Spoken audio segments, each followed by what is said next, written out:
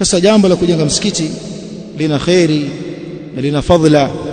Imekuja riwaya kwamba yeyote atakayejenga kwa ajili ya Allah msikiti kamafhas qata, huo msikiti ukawa ni mdogo mithili ya kiota cha ndege.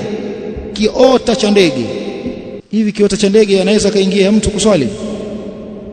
Mtu mmoja anaweza kaingia kwenye kiota cha ndege? Bali sio kuingiza mguu wake unaingia kwenye kiota cha ndege.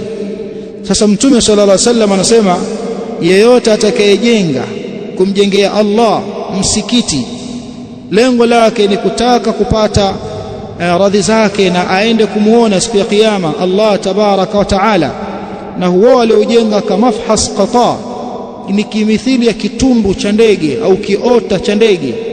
Bila shaka maana yake maneno haya anamaanisha Mtume sallallahu alaihi wasallam kwamba yeyote atakayechangia akamsaidia mwenzake katika kujenga msikiti au kuufanyia ukarabati msikiti au akautanua msikiti, anaingia katika hii hadithi kwa kauli yake aliposema kamafhas qata, kama vile kiota cha ndege. Na inaeleweka kwamba kiota cha ndege ni kitu kidogo kabisa, ni kitu kidogo. Hivyo maana yake kama atajenga mithili ya kiota cha ndege, bila shaka yafahamika kwamba haiwezekani kwa hali yoyote mwenye kuswali akawa ameingia humo. Hili likawa limejulisha ya kwamba hata kama atachangia kiasi kidogo katika kujenga huo msikiti, yeye na ndugu yake, na yeye pia ameingia katika fadhila na thawabu zilizotajwa. Kwa maana si lazima ujenge mwanzo mpaka mwisho. Waweza ukatoa gharama za msingi ukaambiwa umejenga msikiti, na yule mwingine akapandisha kozi zake 6 au 7 akaambiwa kajenga msikiti. Yule mwingine akasema mimi huu mkanda wa juu nitautoa mimi, kajenga msikiti. Mwingine akasema mimi nitaleta 2x2, kajenga msikiti.